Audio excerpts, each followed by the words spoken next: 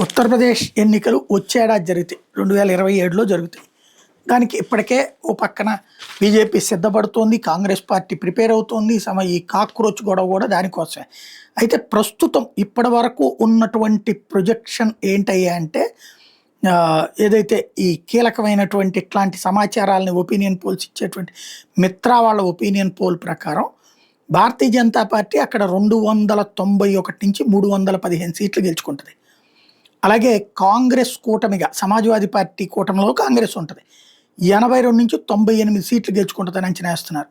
BSP 2 నుంచి 5 సీట్లు గెలుచుకుంటుందని, ఇతరులు 1 నుంచి 4 సీట్లు గెలుచుకుంటాయని అంచనా వేసింది.